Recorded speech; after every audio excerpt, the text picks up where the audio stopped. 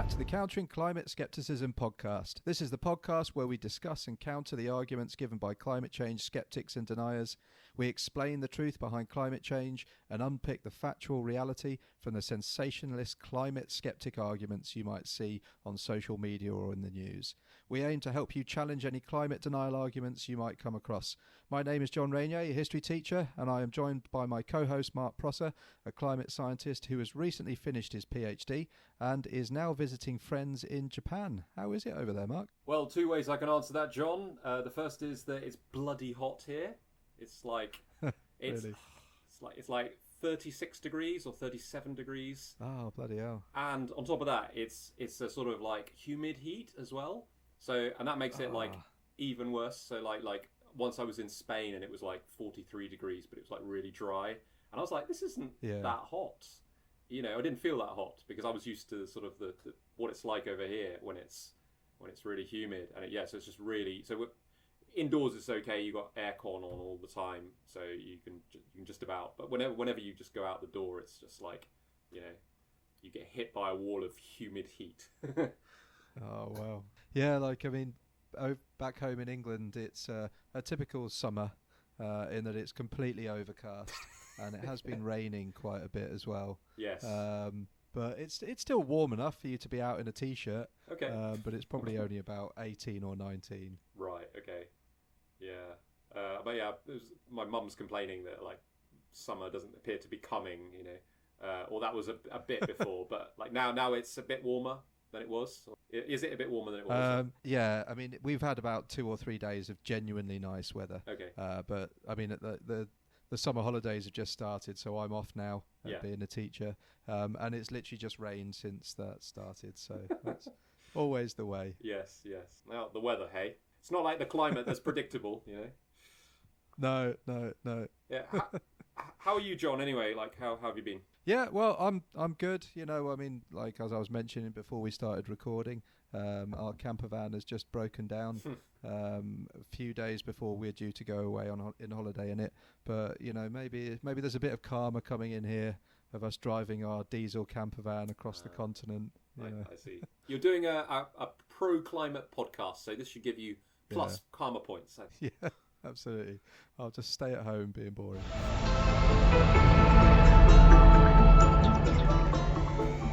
Okay, so in today's extra episode, is this an extra episode? Yeah, it is. We're doing a bonus episode today. We're going to look at one of our remaining questions we've had from listeners about climate responsibility. So the question: who should be held responsible for climate change? Should it be China? Should it be the USA? Or how about Germany or the UK? This episode was kicked off thanks to one of our listeners, Aaron. So if you have any questions like him that you'd like us to try and answer, then email us on ccspod280@gmail.com. Last episode, we hit the summit of our denial ziggurat level 6B argument, which was technology should be able to solve problems as they arise, but if they can't, we're doomed.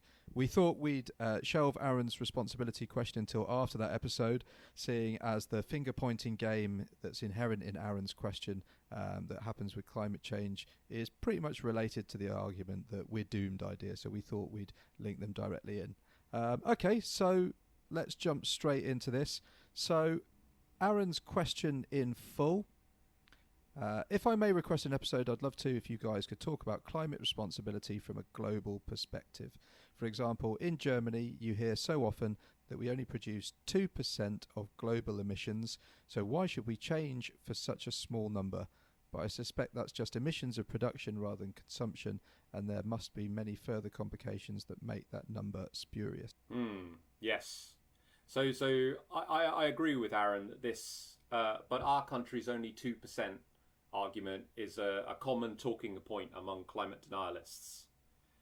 So I'm not saying that everyone who comes out with this argument is a denialist. In fact, most people won't be.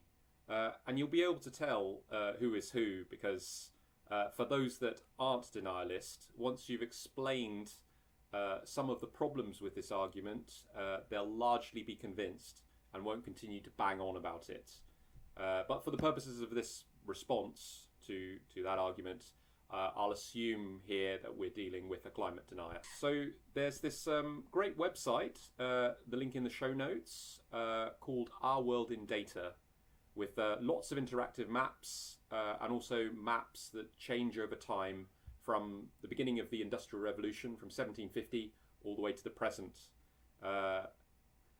Let's have a little look, John. Okay, yeah, I've got this up here.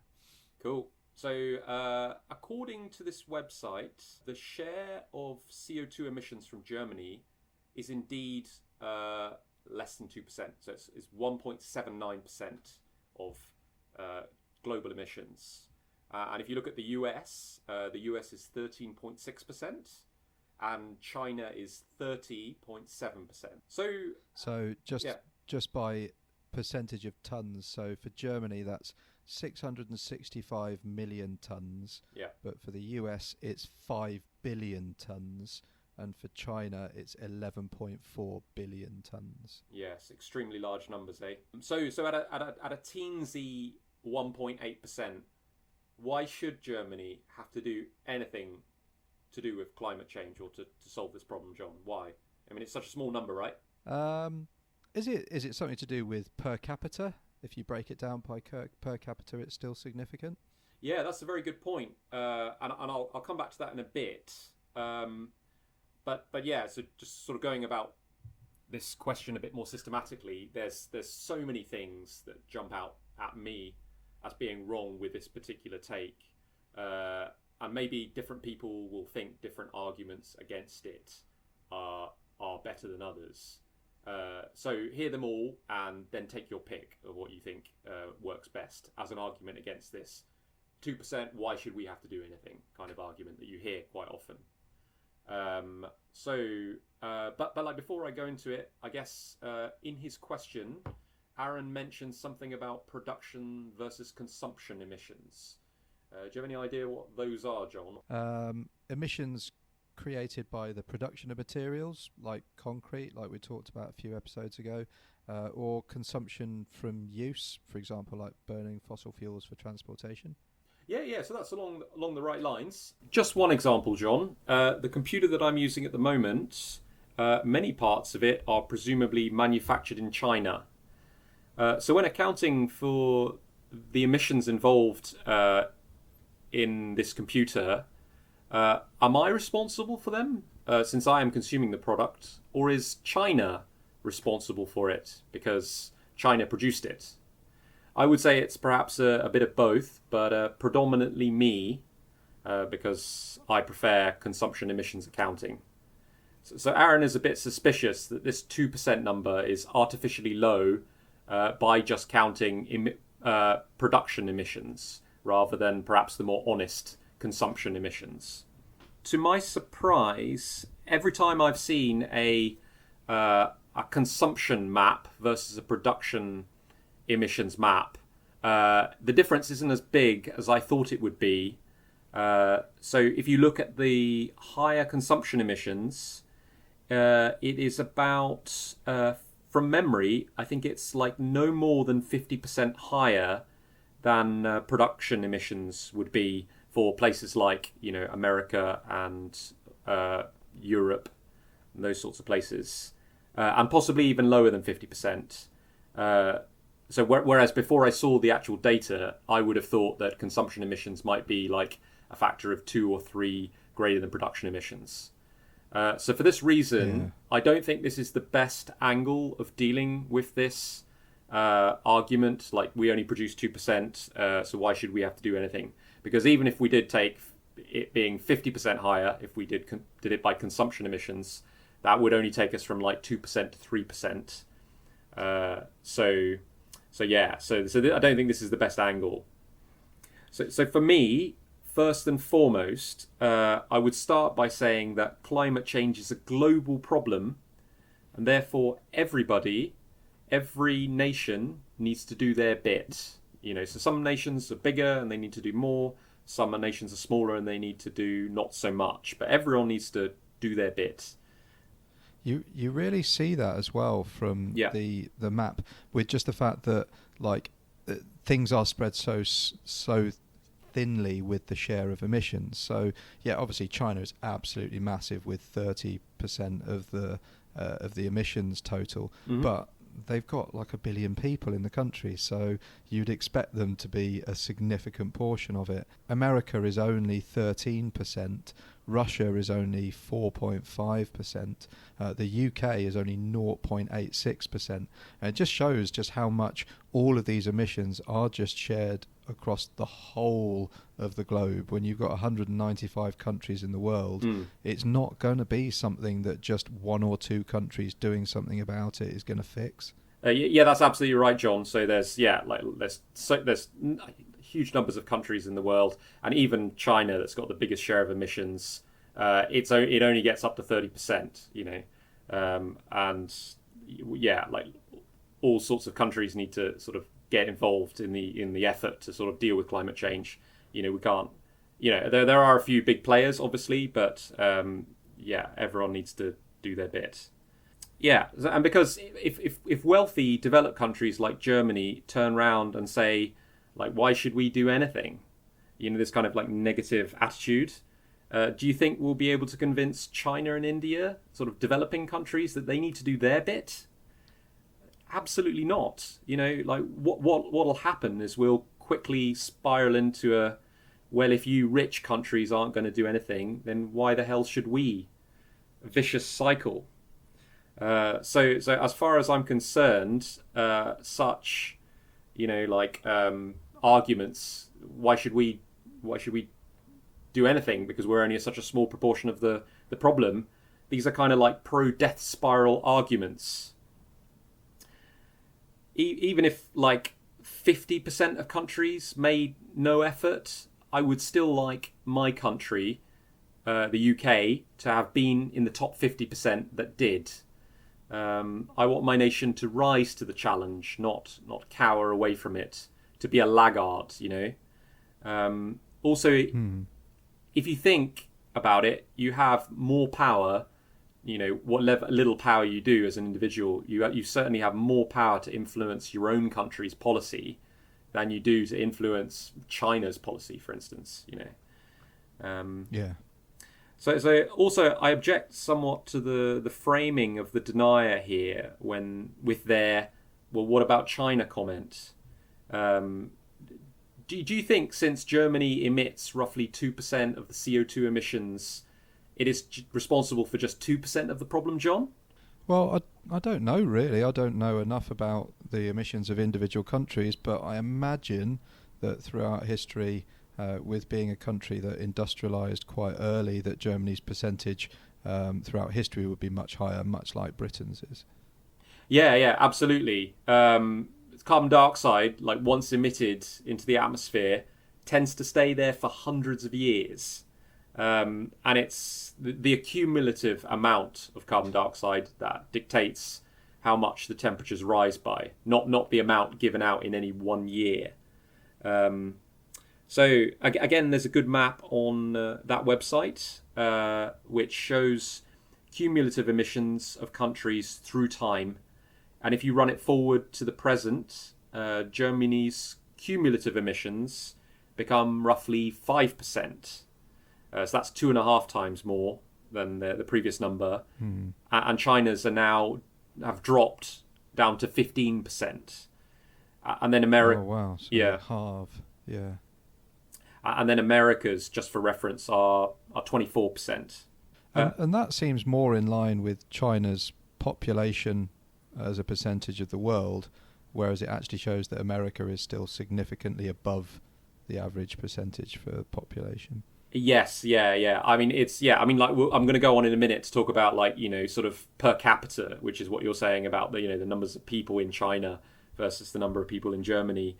But yeah, so I guess this is a slightly separate argument with, just by virtue of having, for UK, for example, started out before anyone else did, with the Industrial Revolution, and so we've been just, putting carbon dioxide into the atmosphere for so much longer that, and Germany as well. Germany didn't start as early as the UK, but it was one of the earlier ones, whereas China has just really come along in the last, I don't know, even like 30, 40 years. Before that, its contribution to the problem has been minor. That's not to say it's not important going forward, but just I think you have to sort of think about the historic emissions as well, because from China's perspective, they're going to be, they'll be aware of this, and it'll look very hypocritical if we just simply talk about how much you're emitting, this year, as it were, because we basically become rich as a result of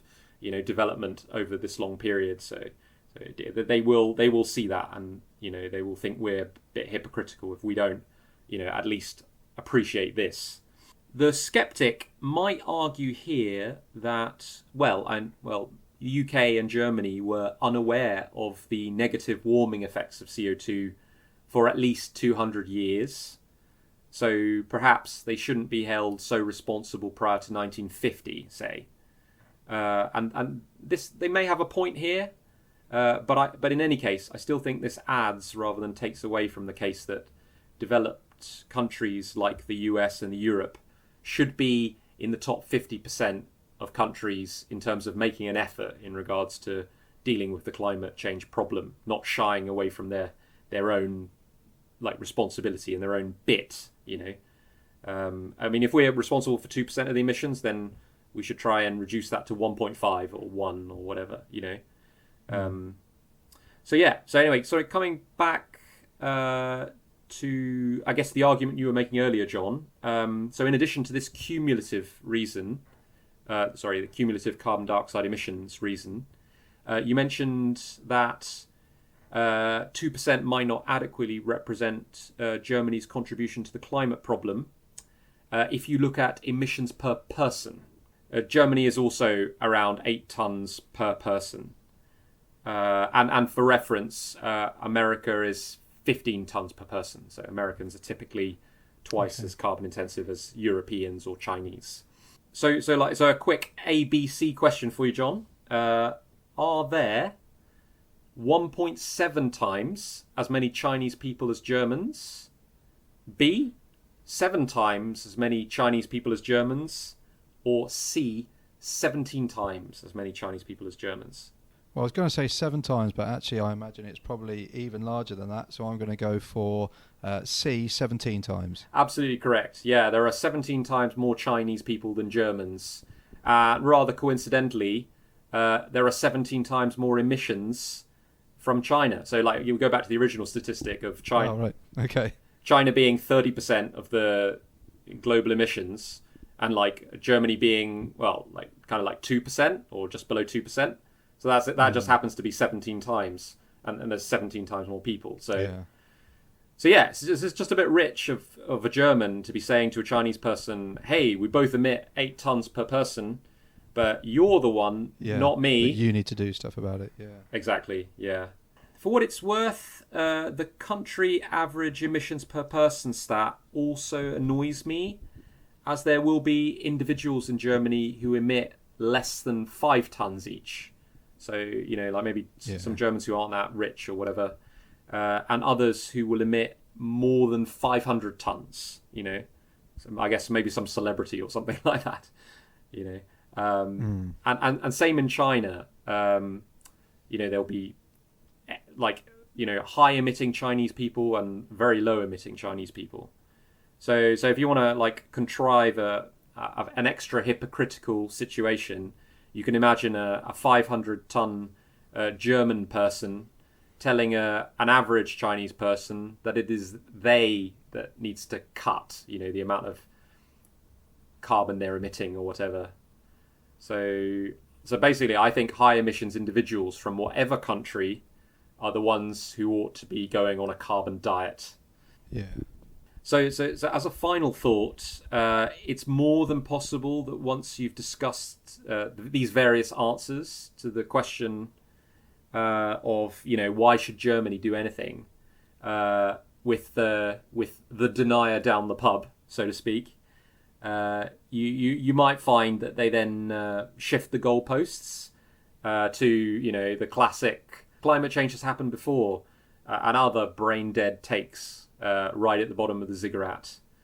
So So for listeners who then have to deal with those, please see our earlier episodes on the ziggurat level 1 and 2. If listeners are looking for a nice 10-minute video that does a very nice job summarizing issues around climate responsibility, then I would highly recommend watching the Kurzgesagt video on this on YouTube, and I'll put a link in the show notes for that. So anyway, I hope we've seen off that rather annoying refrain that you often hear, and not always from a climate denier necessarily, but yeah, the climate deniers do definitely use that one. So it's good to know how to counter it.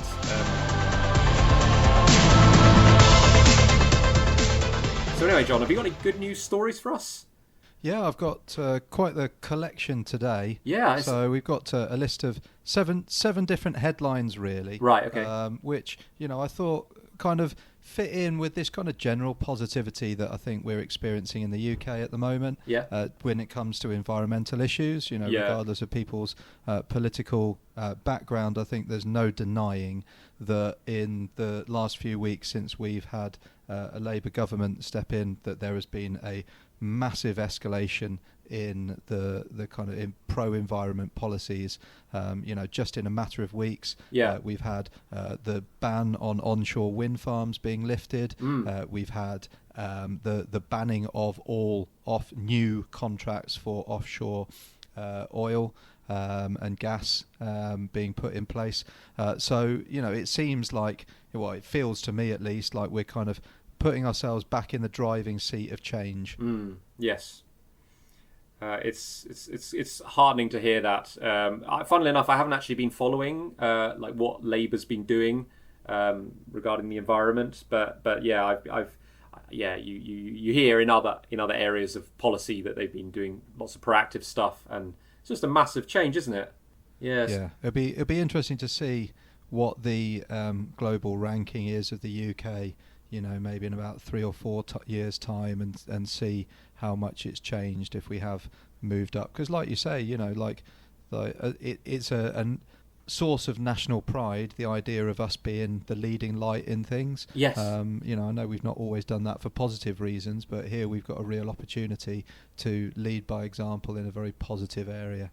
Yeah. And again, for people who might be a bit skeptical about climate action just because of the cost or anything, we're not asking for the UK to just, I don't know, bleed out through throwing loads of money at improving the situation with the UK's emissions. We're just sort of, asking that they do their bit, maybe the above, well, like I said before, in the top 50%, being as proactive as you can be within the constraints of budgets and everything. So we're not asking for the world, basically, but we're certainly asking for more than the Tory government gave us, basically, which was very little towards the end, Yes. So these are some of the headlines. So I'll go through a few of them. So spectacular global renewables growth in 2023. So global renewables energy capacity hit 50% growth in 2023, its fastest growth rate in 20 years. I think we've talked about this previously, but it kind of links in with all the others that we're talking about here. So that is a 2.5 times increase due by the end of the decade, largely driven by China's solar industry. But then it's not just that. Europe, the US and Brazil have also had impressive increases in renewable energy. Then we've got the EU Parliament has introduced some new directives that criminalise eco-destruction. It's the first international body to do so. So that includes habitat loss, illegal logging. They can now be hit with tough penalties and prison sentences under the EU Parliament's Environmental Crime Directive. And they've got a 2-year period to adopt these directives into national law. Then third one, 7 countries are now powered by 100% energy renewables. So that's due to global wind generation capacity increasing. So the following countries: Albania, Bhutan, Ethiopia, Iceland, Nepal, Paraguay, and the Democratic Republic of Congo all generate more than 99.7% of their electricity needs from geothermal, hydroelectricity, solar, or wind power. Right. It's heartening to hear that, but I guess they're all quite small countries at the very. I mean, not in terms of size. Yeah.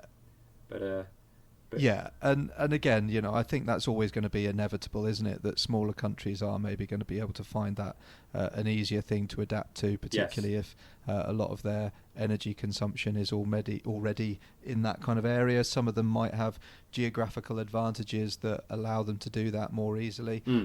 But it is a sign that it can be done, and that it might be an inspiration for other larger countries as well. Yes, and as time goes on, I imagine it will sort of go up the ladder as sort of medium-sized countries start to be able to do that as well.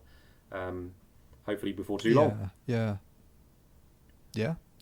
Then number 4, there's a twofold increase in government policies tackling deforestation and nature. So that's doubled across the world in the last year.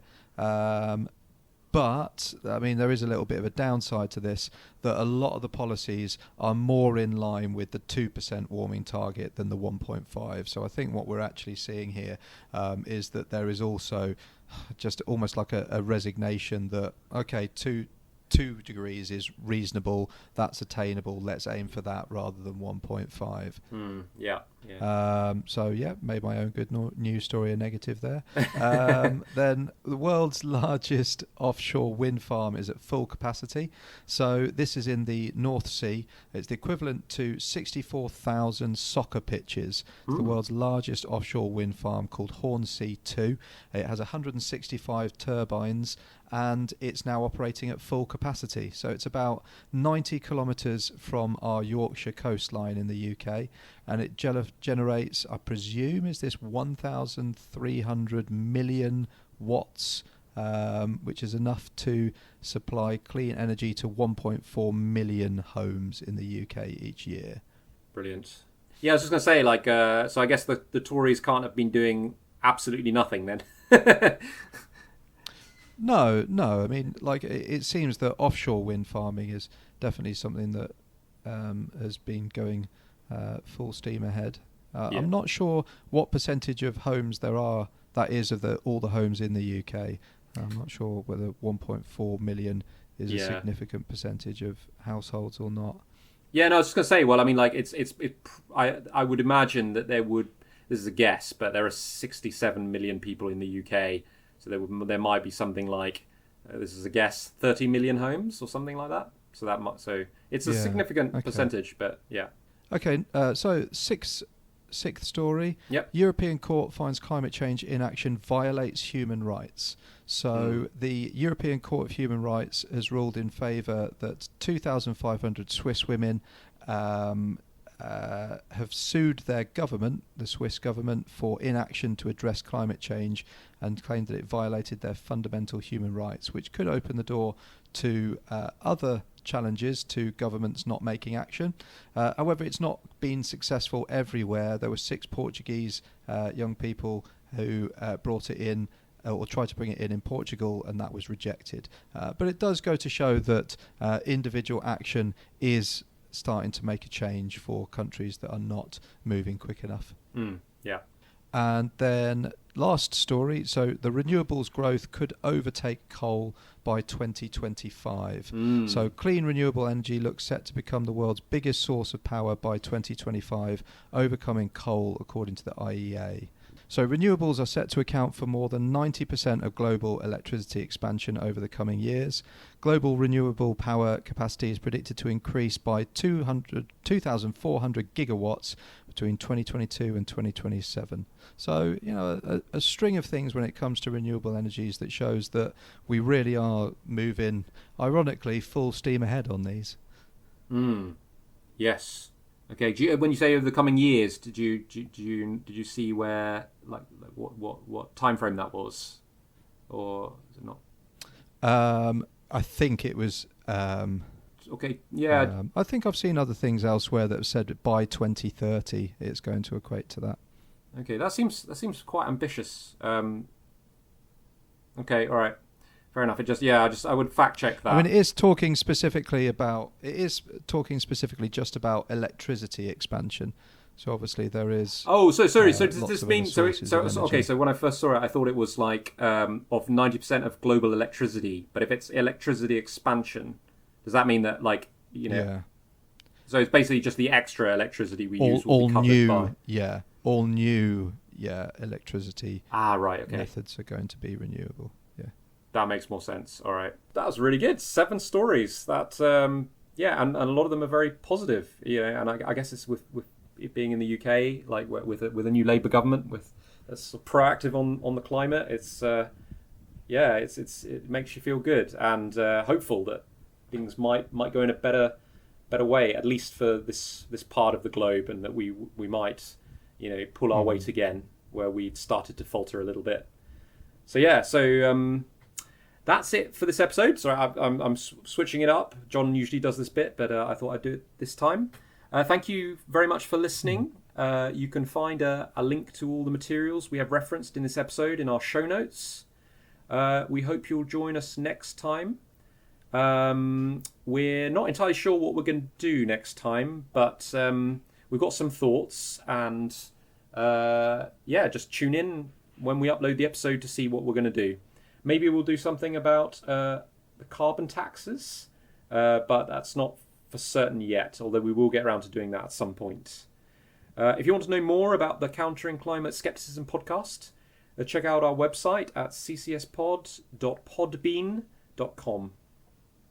If you have enjoyed the episode and would like to support the show further, you can leave us a review on Apple Podcasts. And I know it's a hassle. I listen to other podcasts, and people tell you, oh, if you could leave a review, that would be so helpful.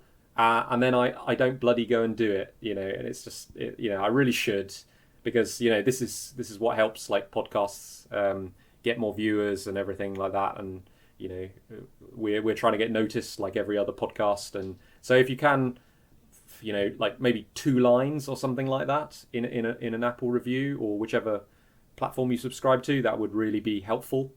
So if you want to send us any feedback or suggestions for denialist, skepticism, contrarian, or suggestions for denialist, skepticism, contrarian arguments, or ideas for guests even, or connect with us on social media, please feel free to do that. So, goodbye from me, Mark Prosser. And goodbye from me, John Rainier. And we leave you with this quote. Preservation of our environment is not a liberal or conservative challenge, it's common sense. Said by none other than Ronald Reagan.